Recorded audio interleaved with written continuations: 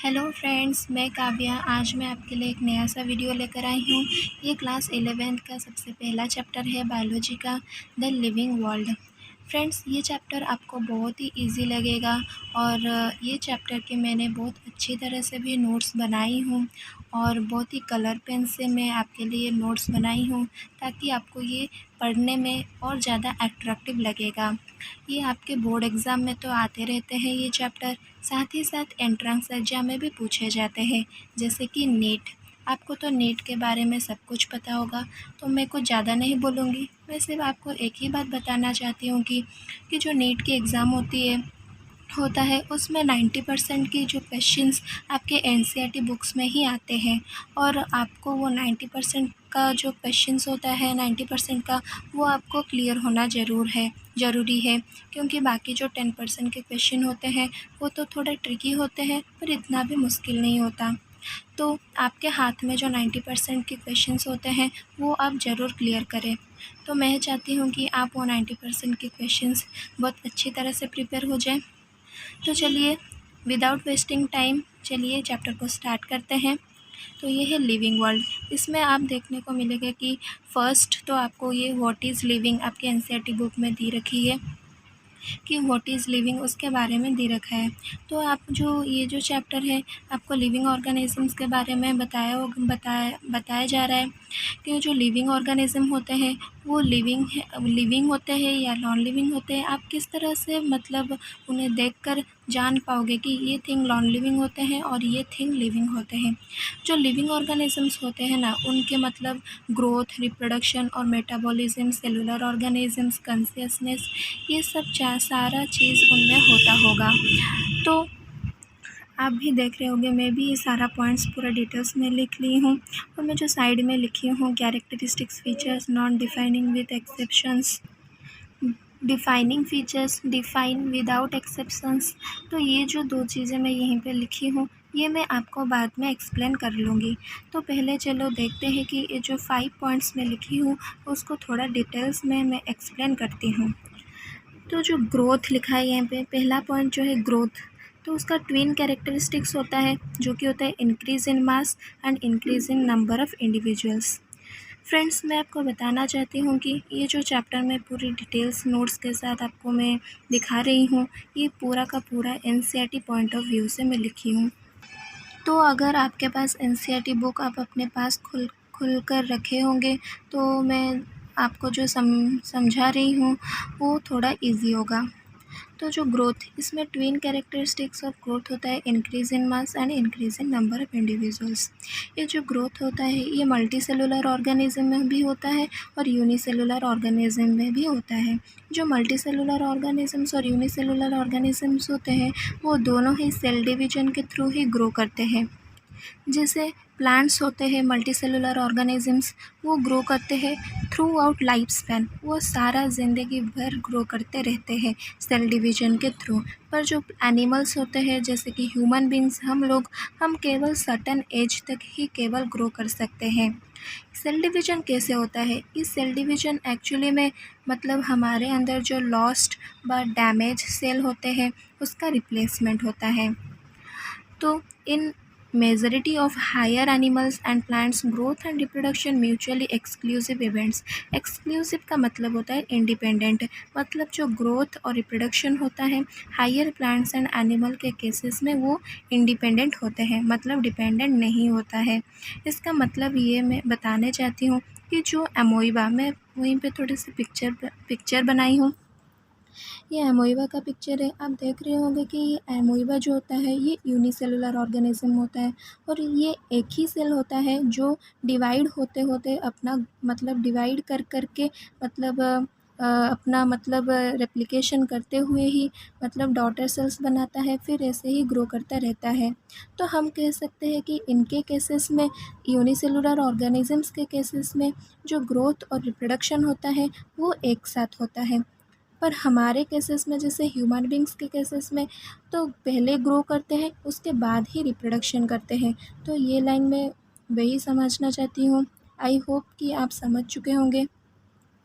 तो ये जो लाइन फ्रेंड्स ये एनसीईआरटी में पूरी दी रखी हूँ पूरी दी रखी है। तो मैं आपको दिखा देती हूँ एनसीईआरटी की बुक्स।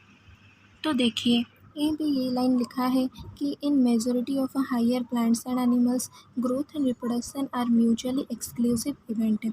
और उसके बाद ये जो छोटा सा पैराग्राफ यहीं पे लिखा है, ये बहुत ही इम्पोर्टेंट होता है, क्योंकि आपको इसे पूरा का पूरा समझना ज़रूरी है। यहीं पे जो पैराग्राफ लिखा है, इसको मैं आपको बहुत ही अच्छी तरह से समझाने वाली हूँ, तो ध्यान से सुने।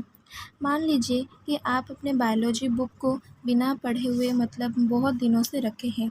ये आपका बायोलॉजी का बुक है और आप इसको मतलब कुछ भी केयर नहीं करते, वहीं पे एक जगह पे ये पड़ा रहता है।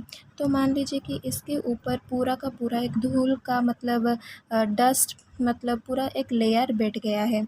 तो क्या हुआ, इसका मतलब बुक का जो मास होता है वो इंक्रीज़ करने लगा। तो हमें तो पता है कि अगर increase in number of masses तो हम उसको ग्रोथ कहते हैं। तो क्या इसका ग्रोथ हुआ? क्या हम बोल सकते हैं कि हमारे बायोलॉजी बुक ग्रो करता है? हाँ, ग्रो करता है, पर यहीं पे ग्रोथ एक्सटर्नली हो रहा है, ना कि इंटरनली। पर हमारे केसेस में हम जो ग्रो करते हैं वो इंटरनली होता है, हमारे अंदर से होता है। तो वहाँ पर ग्रोथ इंटरनली होता है और इधर ग्रोथ एक्सटर्नली होता है। तो इसीलिए हम ग्रोथ को कैरेक्टरिस्टिक्स फीचर्स कहते हैं। इसीलिए मैं यहीं पे ये लाइन मैं आपको बताने चाहती थी कि मैं इसे क्यों बाद में आपको समझाना चाहती थी। तो इसीलिए हम ग्रोथ को कैरेक्टरिस्टिक्स फीचर कहते हैं। तो नेक्स्ट पॉइंट देखते हैं। नेक्स्ट पॉइंट हमारा है रिप्रोडक्शन। रिप्रोडक्शन आपको तो पता ही होगा रिप्रोडक्शन क्या होता है। रिप्रोडक्शन सेक्सुअल रिप्रोडक्शन होता है और एक एसेक्सुअल रिप्रोडक्शन होता है। तो जो एसेक्सुअल रिप्रोडक्शन होता है वो सबसे ज़्यादा ही इम्पोर्टेंट है। आपको ये जो दिखाई दे रहा होगा कि जो fungus, yeast, hydra, planaria, flatworms, fungi, filamentous algae and protonema mosses, उसके साइड में मैं जो लिखी हूँ spore formation, budding, regeneration, fragmentation, ये एक्चुअली सब उसका मोड ऑफ रिप्रोडक्शन कहा जाता है। तो हमें केवल और केवल इन सब का मोड ऑफ रिप्रोडक्शन को याद रखना होगा और इसमें कुछ नहीं है। तो जो लिखा है unicellular organisms like bacteria, algae और amoeba reproduction is synonymous with growth. ये लाइन मैं आपको वहीं पे ग्रोथ जब पढ़ा रही थी तभी मैं ये लाइन आपको मैं एक्सप्लेन कर चुकी हूँ। तो इसके बाद जो लिखा है कि organisms that do not reproduce, ये जो सब मैंने एग्जाम्पल दे रखी हूँ ना, ये बहुत ही इम्पोर्टेंट है। और ये जो सब एग्जाम्पल्स हैं ये सब रिप्रोड्यूस नहीं करते हैं, इसीलिए हमारे बॉडी के अंदर रिप्रोडक्शन एसेंशियल नहीं होता। वो चाहे तो हो सकता है, चाहे तो नहीं हो सकता, इसीलिए हम उसे कैरेक्टरिस्टिक्स फीचर्स कहते हैं। आई होप रिप्रोडक्शन भी आप अच्छे तरह से समझ लिए होंगे। देन देखते हैं कि मेटाबॉलिज्म। मेटाबॉलिज्म क्या होता है? मेटाबॉलिज्म होता है कि जो केमिकल रिएक्शन सब होता है हमारे बॉडी के अंदर, उसे हम मेटाबॉलिज्म कहते हैं। ये दो तरह के होते हैं, एक होते हैं कैटाबॉलिज्म और एक होता है एनाबॉलिज्म। जो कैटाबॉलिज्म होता है वो breaking down of larger molecules को कहते हैं। मतलब जो हमारे बॉडी के अंदर जो प्रोटीन जैसे लार्जर मॉलिक्यूल्स होते हैं उनका जब ब्रेक डाउन होता है स्मॉलर पीसेस में, तभी उसको हम कैटाबॉलिज्म कहते हैं। ये एनाबॉलिज्म क्या होता है? सिंथेसिस ऑफ लार्जर मॉलिक्यूल्स, मतलब छोटे छोटे जो मॉलिक्यूल्स होते हैं वो एक बड़े बड़े बड़े मॉलिक्यूल्स में जब कन्वर्ट होते हैं तभी उसको हम बोलते हैं एनाबॉलिज्म। तो जो मेटाबॉलिज्म होता है वो unicellular organism, multicellular organism, plants, animals, fungi and microbes सभी में होते हैं। पर जो नॉन लिविंग ऑब्जेक्ट्स होते हैं उनमें मेटाबॉलिज्म नहीं होता। और जब ये मेटाबॉलिज्म एक डेमोन्स्ट्रेटेड इन टेस्ट ट्यूब, मीन्स हम क्या कहते हैं, ये सेल फ्री सिस्टम होता है, मतलब ये बॉडी के आउटसाइड भी में बन सकते हैं। In vitro not living things but a living reactions. Sorry friends, मैंने यहाँ पे थोड़ा स्पेलिंग रॉन्ग लिखी हूँ तो आप इसे करेक्ट कर लेना।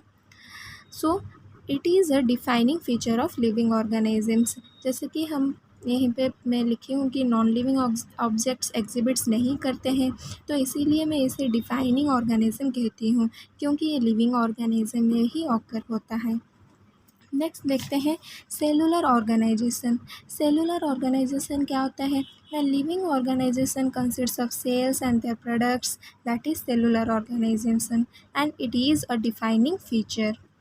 देन देखते हैं कॉन्शियसनेस। कॉन्शियसनेस ये बहुत ही इम्पोर्टेंट है, आपको इसे याद रखना होगा।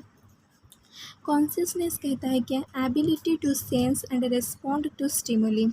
फॉर एग्जाम्पल प्लांट भी कॉन्शियसनेस शो करते हैं। किस तरह से, पीरियडिज्म फोटो पीरियडिज्म के थ्रू से प्लांट्स भी कॉन्शियसनेस शो करते हैं। फोटो यानी कि लाइट, और एनिमल्स, यूकैरियोट्स, प्रोकैरियोट्स, ये सभी ही कॉन्शियसनेस शो करते हैं। तो ह्यूमन बीइंग एक ऐसा ऑर्गेनिज्म होता है जो कि खुद अवेयर होता है, सेल्फ कॉन्शियसनेस वो होता है।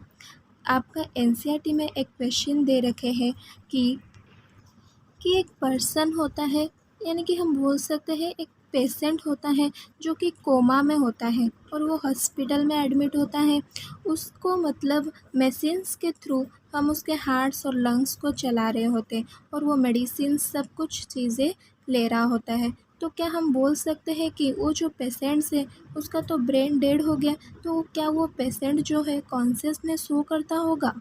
Yes sir, no. तो बुक के हिसाब से हम ये कह सकते हैं कि हाँ, वो पेशेंट ज़िंदा होगा, क्योंकि उसके अंदर मेटाबॉलिज्म होता है और वो मेटाबॉलिज्म सब उसके अंदर में बॉडी में एक्टिवेट होते रहता है। चाहे उसका ब्रेन और कुछ भी डैमेज हो चुका हुआ होता, पर भी उसको जो हम मेडिसिन्स दे रहे होंगे वो उसको एक्वायर कर रहा होगा, मतलब वो उसे ले रहा होता, तो मतलब वो कॉन्शियसनेस शो करता होगा। इसीलिए तो वो लिविंग होता है, हम उसे नॉन लिविंग नहीं कह सकते। Then living organism show underlying interaction. जो लिविंग ऑर्गेनिज्म होते हैं वो अंडरलाइंग इंटरेक्शन दिखाते हैं, यानी कि जो हमारे बॉडी के अंदर एक सिंगल सेल होता है, जितना भी मतलब काम परफॉर्म नहीं कर सकता, वर्क परफॉर्म नहीं कर सकता, फंक्शंस परफॉर्म नहीं कर सकता, पूरा का पूरा जो टिश्यूज़ होता है हमारे बॉडी के अंदर वो कर लेता है। Then, living organisms are self-replicating, evolving, and self-regulating interactive systems capable of responding to external stimuli. तो ये जो लाइन में लिखी हुई है बहुत ही इम्पोर्टेंट है, क्योंकि आपको पूछा जाता है कि आपको मतलब एंट्रेंस एग्जाम में नीट में कुछ इस तरह से क्वेश्चन दिया होगा।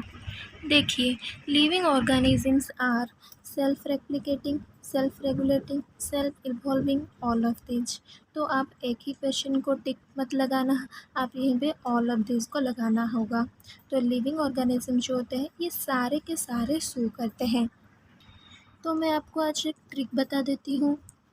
RRES, इसका मतलब है R for replicating, R for regulating, E for evolving and S for stimuli.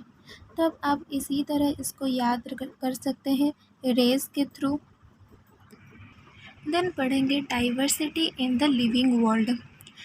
पहले हम इस साइंटिस्ट के बारे में थोड़ा जान लेते हैं।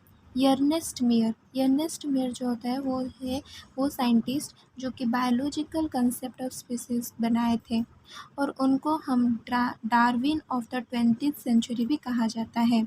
तो ये जो यर्नेस्ट मेयर होते हैं ये 1904 से लेकर 2004 तक उनका लाइफ स्पैन होता है।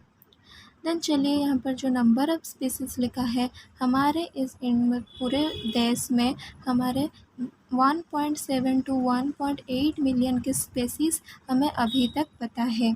तो ये बहुत ही इम्पोर्टेंट है, नीट में इसके ऊपर क्वेश्चन आता है, तो आप इसे ध्यान रखिएगा। तो इस सब को जितने भी स्पीसीज़ है तो सबको मिलाकर हम बोलते हैं कि बायोडाइवर्सिटी। देन कुछ टर्म्स याद करते हैं। नोमेनक्लेचर मतलब नेमिंग, हम किसी भी ऑर्गेनिज्म का नाम जब रखते हैं तो वो नोमेनक्लेचर हम उसे कहते हैं। फिर उसका आइडेंटिफिकेशन करना होता है। तो process in which organisms are identified, so nomenclature is done as per the criteria by given. तो हम उसको मतलब नेमिंग के बाद उसका आइडेंटिफिकेशन भी करना पड़ता है कि वो कौन से कैटेगरी, कौन से ग्रुप के अंदर वो जाएगा। तो यहीं पे मैं दो मतलब ये दो एब्रीवेशंस तो दे रखी है, ये बहुत ही इम्पोर्टेंट है, इसमें भी क्वेश्चन नीट में आते हैं।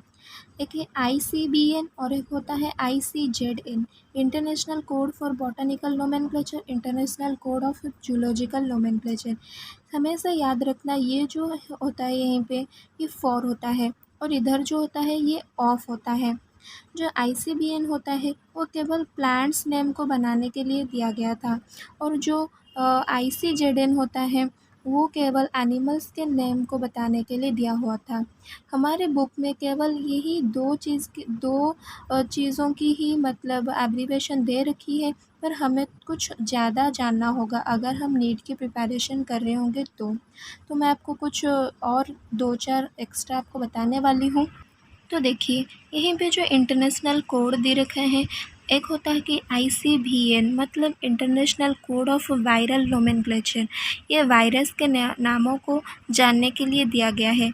और ICBN जो मैंने अभी बताए थे आपको, सॉरी नहीं, ICBN होता है कि international code of bacterial nomenclature, bacteria के नेमिंग करने के लिए दिया होता है।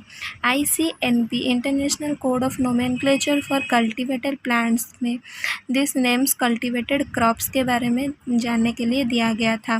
और ICZN ICBN मैंने अभी आपको बताई हूँ, तो आप इसे अच्छी तरह से देख लें, चाहे तो आप इसको एक पेपर में या अपनी कॉपी में लिख लें, क्योंकि ये बहुत ही इम्पोर्टेंट होता है और आपको जानना ज़रूरी है।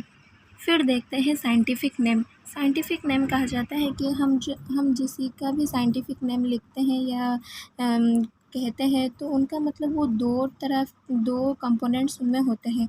एक होता है जेनेरिक नेम जिसे हम जीनस कहते हैं और एक होता है स्पेसिफिक एपिथेट जिसे हम स्पेसीज कहते हैं। तो वो जो बायोलॉजिकल नोमेनक्लेचर होता है, मतलब बायोलॉजिकल नोमेनक्लेचर मतलब टू वर्ड्स होता है, जिसमें मतलब 2 वर्ड्स हम लेकर हम उसको मतलब एक साइंटिफिक नेम बनाते हैं, उसे बायोलॉजिकल नोमेनक्लेचर कहते हैं, जिसमें एक जीनस होता है और एक स्पेसीज होता है। तो इस बायोलॉजिकल नोमेनक्लेचर को हम कौन निकाला था उसे, कैरोलस लिनस, ये एक साइंटिस्ट है जो कि बायनोमियल नोमेनक्लेचर को निकाले थे। वो कुछ रूल्स भी बनाए थे। तो रूल्स क्या था, रूल्स ये था कि जो बायोलॉजिकल नेम्स होता है वो एक्चुअली में तो लैटिन होता है, पर ये इटैलिक से हम उसे लिखते हैं और ये प्रिंटेड भी इटैलिक में ही होता है, प्रिंट किया जाता है तो भी इटैलिक में ही होता है। और जो जीनस होता है उनका नेम स्टार्ट्स होता है कैपिटल लेटर में, पर जो स्पेसीज होता है तो उनका नेम स्मॉल लेटर में स्टार्ट होता है। तो उनके अंदर मतलब उनके बिटवीन में स्पेस कुछ होता है, जिस तरह से मैं यहीं पे लिखी हूँ। ये मैंगो का साइंटिफिक नेम होता है और मैंगीफेरा इंडिका। मैंगीफेरा जो होता है ये जीनस होता है और इंडिका जो होता है स्पेसीज होता है। जो जीनस होता है उसका पहला लेटर कैपिटल होता है और जो स्पेसीज होता है उसका पहला लेटर मतलब स्मॉल होता है। उसके बाद लिखा है कि when hand written both the words are separately underline, जब हम उसे मतलब पेन में मतलब हाथ में लिखते हैं, मतलब एग्ज़ाम में या फिर कॉपी में लिखते हैं, तभी हम लिखने के बाद उसके नीचे अंडरलाइन देते हैं।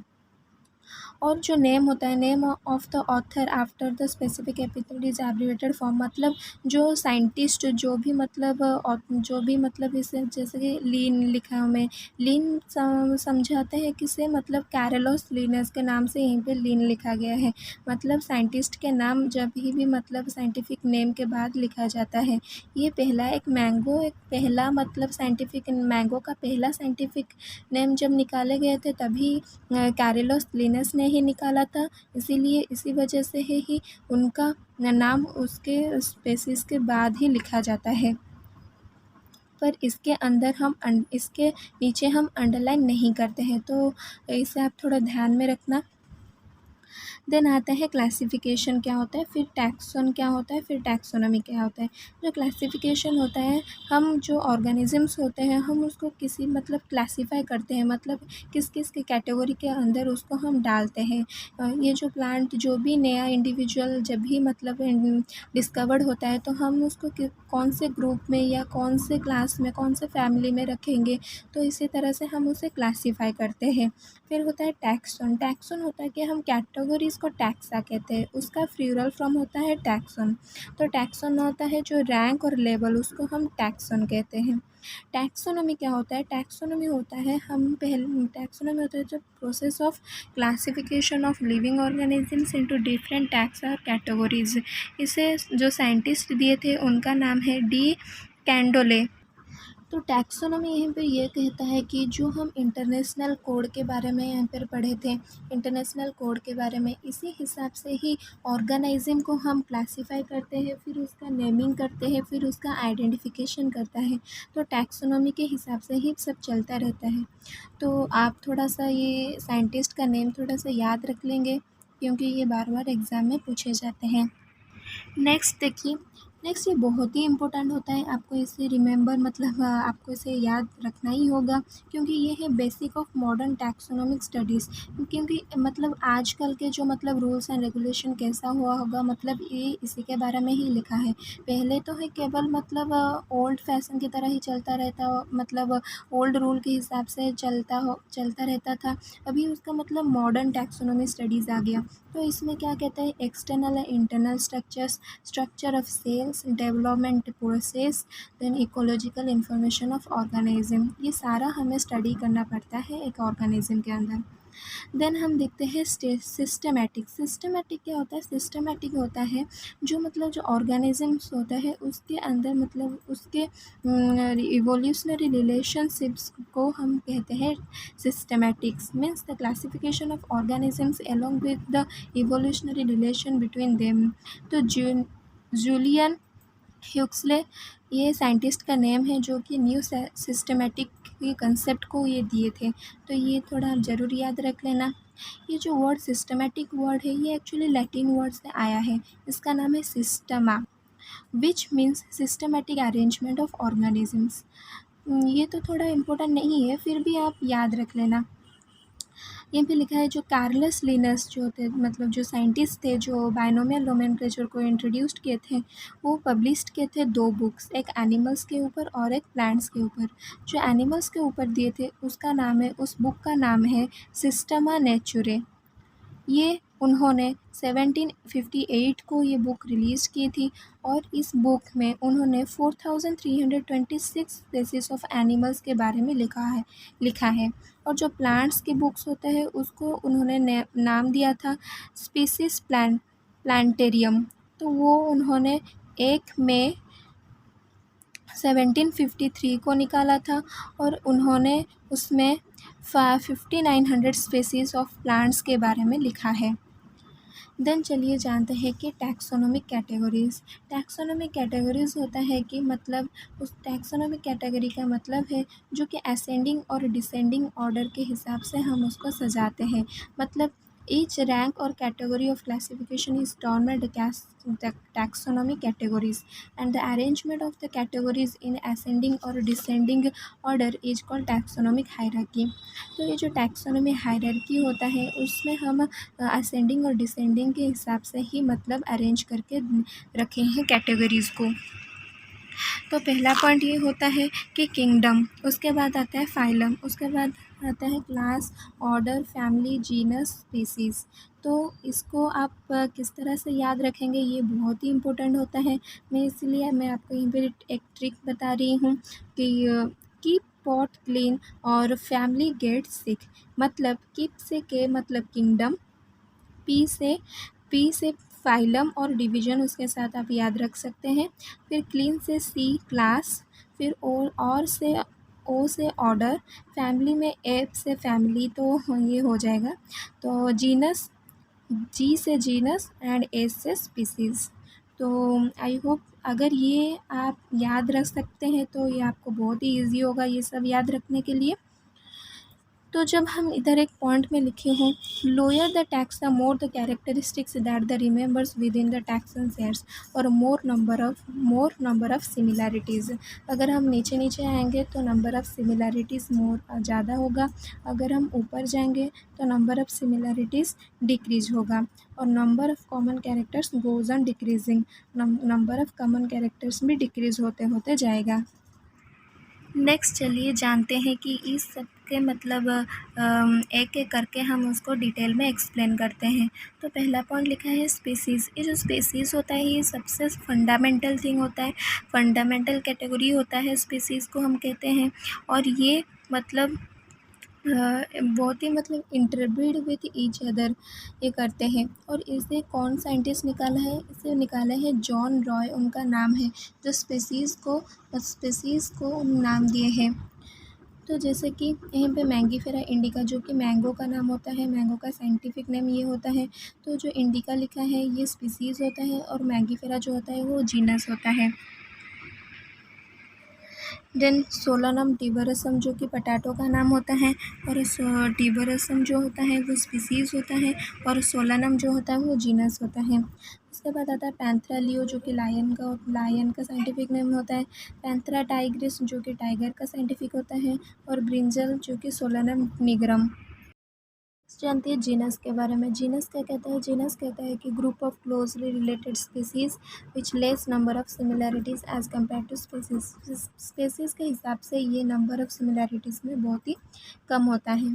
जो होता है कि पैंथेरा पैराडाइस, जो कि लियोपर्ड का साइंटिफिक नेम होता है। यहीं पर पैंथेरा पैराडाइस जो होता है, पैंथेरा जो होता है जीनस होता है, और जो पैराडाइस होता है वो स्पीसीज़ होता है। तो हम देख सकते हैं कि सोलानम एक जीनस होता है। सोलानम एक जीनस होता है जिसमें दो प्रकार के स्पीसीज़ आते हैं, टिबोरसम और निगरम। ये सारे इस प्रकार के स्पीसीज़ इसके अंदर आते हैं। तो इधर लिखा है कि पैंथेरा जो कि होता है जीनस होता है। जो Panthera pardus, Panthera leo, Panthera tigris, ये सब के सब जीनस के अंडर आते हैं, पैंथेरा के अंडर आते हैं। लियो, पैराडस, टाइग्रिस ये सब स्पीसीज़ होते हैं। देन आते हैं फैमिली के बारे में। फैमिली कहता है क्या? कि फैमिली कहता है कि group of closely related genera with lesser number of similarities as compare to genus and species. ये जीनस एंड स्पीसीज के हिसाब से लेसर नंबर ऑफ सिमिलैरिटीज़ में आते हैं। तो इनमें लिखा है तो इन plants families are based on the both vegetative and reproductive characters. जो प्लांट्स के केसेस में जो फैमिलीज़ में उनका वेजिटेटिव एंड रिप्रोडक्टिव कैरेक्टर होता है, दोनों ही होता है। जो होता है सोलानासी होता है फैमिली, उसके अंदर हम सोलानम, पिटूनिया और दैतूरा जो कि जीनस होता है, ये सब फैमिली के अंदर आता है। जो फेलिडिया होता है जो फैमिली, जो कि पैंथेरा ऑफ फेलिस मतलब क्या होता है? कैट्स। ये सब फेलिडिया फैमिली के अंदर में आते हैं। नेक्स्ट जानते हैं कि ऑर्डर के बारे में। ऑर्डर क्या कहता है? ऑर्डर कहता है कि group of closely related families. Orders and other higher categories are based on the group of characters. इन पे जो लिखा है पॉलीमोनियल्स जो होते हैं वो ऑर्डर होते हैं, और सोलानेसिया, कॉन्वोल कॉन्वोल्व्यूलेसिया, ये जो दोनों होते हैं ये फैमिली होते हैं। उसी तरह से कार्निवोरा जो कि ऑर्डर होता है, और फेलिडाई और कैनिडिया जो कि फेलिडिए होते हैं जो कैट्स में आते हैं, और कैनिडिया जो होते हैं डॉग्स के कैटेगरीज में आते हैं। तो ये दोनों ऑर्डर के कैनिवोरा के अंदर में जाते हैं, जो कि ऑर्डर होता है। यहाँ पे एक चीज़ आप देख लेना कि ये जो पॉलीमोलियस होते हैं वो मतलब किसके ऊपर बेसिस करते हैं? वो on the basis floral characters के ऊपर, मतलब basis on the basis of floral characters. ये बहुत ही इंपॉर्टेंट है, आप उसे याद रख लेना। देन चलिए जानते हैं कि क्लास के बारे में। क्लास क्या कहता है? क्लास कहता है कि the group of closely related order. यहाँ पर जो मैमेलिया लिखा है, मैमेलिया क्लास में होता है। जो ये दो प्रकार के अंडर, ये जो प्रीमाटा और कैर्निवोरा रहता है, ये दोनों मैमेलिया के अंडर में आते हैं। जो प्रीमाटा होता है उसके अंदर मोंकीज, गोरिल्ला, गिबन्स ये सब आते हैं, और जो कैर्निवोरा होता है उसके अंडर में कैट्स, डॉग, टाइगर जो कि ऑर्डर होते हैं। ये दोनों मैमेलिया क्लास के अंडर में आते हैं। देन आते हैं फाइलम के बारे में। जो फाइलम जो होता है वो क्यूवर जो होता है साइंटिस्ट होते हैं, वो फाइलम को मतलब डिस्कवर किए थे, मतलब फाइलम नाम निकाले थे। और जो डिवीज़न होता है वो इचलर ने निकाले थे। तो जो फाइलम होता है क्या होता है? Group of closely related classes. तो जो कॉर्डाटा होता है ये फाइलम होता है। और जो कार्डाटा के अंदर आते हैं fishes, amphibians, reptiles, birds and mammals, ये सभी के सभी फाइलम के अंडर में जाते हैं, मतलब कॉर्डाटा के अंडर में जाते हैं। तो मतलब इसका कैरेक्टरिस्टिक क्या होता है, मतलब presence of notochord, dorsal hello neural system. जो नोटोकॉर्ड आप पढ़ चुके होंगे एनिमल किंगडम में। अगर आप नहीं भी पढ़े होंगे तो मैं अगले वीडियो एनिमल किंगडम बनाने वाली हूँ, तो उसमें डिटेल व्यू आपको बता दूँगी। तो ये जो कैरेक्टरिस्टिक मैं लिखी हूँ फाइलम के बेसिस पर, आप उसे ज़रूर याद कर लेना। नेक्स्ट आता है किंगडम। किंगडम क्या होता है, the group of closely related phyla, for example प्लांटाई, animalia. जो ये किंगडम होता है ये भी कैटेगरीज में डिवाइड होता हुआ है, जिसका अंडर में आते हैं मोनेरा, प्रोटिस्टा, ये सब आते हैं। तो इसे हम बाद में बायोलॉजिकल क्लासिफिकेशन जो चैप्टर होता है इसमें हम डिटेल्स में इसके ऊपर बात करेंगे। तो नेक्स्ट आता है ये जो टेबल। आप जो ये टेबल देख रहे होंगे, ये टेबल बहुत ही ज़्यादा इम्पोर्टेंट है, आपको इसे याद करना ही पड़ेगा, और ये नीट में तो बहुत ही इम्पोर्टेंट है। तो मैं आपको बताऊंगी इसको याद करने का किस तरह से एक ट्रिक होता है, तो मैं उसको नेक्स्ट वीडियो में ये ट्रिक बता दूंगी, तो आप याद कर लेना। नेक्स्ट आते हैं टैक्सोनॉमिकल आर्ट्स के बारे में। टैक्सोनॉमिकल आर्ट्स क्या होता है, तो collection of actual specimens of plants and animals in correct identification and classification. एक आइडेंटिफिकेशन और क्लासिफिकेशंस को मतलब करेक्टली, मैं प्लांट्स एंड एनिमल्स को हम करेक्टली किस तरह से नाम करेंगे और उनका आइडेंटिफिकेशन क्लासिफिकेशन किस तरह से ठीक से होगा, तो उसे हम टैक्सोनॉमिकल एड्स कहते हैं। तो ये हर्बेरियम, बॉटनिकल गार्डन्स, म्यूजियम्स होता है। सॉरी मैंने यहीं पे स्पेलिंग भी गलत लिखी हूँ, आप थोड़ा ठीक कर लेना।